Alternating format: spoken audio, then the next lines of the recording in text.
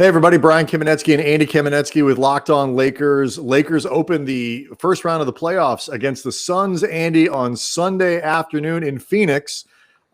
Game one is going to be super important, I think.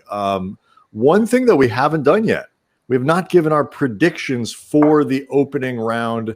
What do you got? I am going Lakers in 7, and that may sound to people like a reflection of me not having a lot of confidence in the Lakers, and that's not really the case. What I don't have a lot of confidence in is where the Lakers are at right now in terms of their overall cohesion, their health. I am confident that they will beat Phoenix. I'm just not sure that this won't be more of an undertaking than it would have otherwise be under normal circumstances. Like, this is a Lakers in 7 prediction that if it turned out ultimately to be Lakers in 5, I wouldn't be shocked at all. But just the idea that this group has had so little time together, we're still figuring out exactly where LeBron, AD, Dennis Schroeder all are physically. Even Alex Caruso is relatively under health watch right now. Sure. Exactly. So Lakers in 7, but don't at me if it ends up Lakers in 5 or whatever. Got you covered. It very well could be. Yeah, and it's funny. Like this gets to what Jared Dudley was saying last week about, like, if you're going to get the Lakers, it's best to get them early because they're still working through all of that. And LeBron James, not quite. He's certainly not all the way back. I mean, and won't be. I think for a little bit. So I agree with you that the Lakers are going to win. I've got them in 6. I think for a lot of the reasons that you look at, Andy, with the matchups.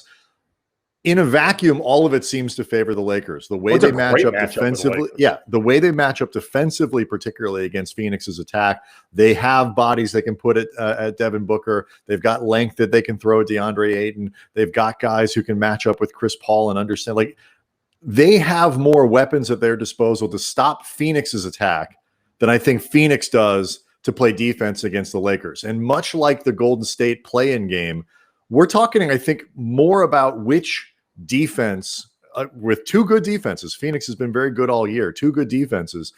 Which defense is better equipped to stop the other, rather than, I think, kind of like looking at the offenses and the stars. Star power for LA. They've got 2 well-established elite players where, Phoenix has Chris Paul and maybe Devin Booker. We haven't seen it yet. But overall, I'm just looking at the matchups, and I feel like this is a good one for the Lakers. Here's where I think we'll have a really good idea of knowing where the Lakers are at beyond health, just in terms of cohesion and ability to adjust quickly. A lot of guys talked in Friday's practice about the way Phoenix works from the mid-range, which is basically counterintuitive to how the entire league works right now. Usually you're trying to get guys. Yeah, LeBron noted they're not just good, they are elite in the mid-range offensively. So can you kind of unlearn your typical habits as a team defensively, where you're usually trying to funnel guys into those least efficient mid-range areas?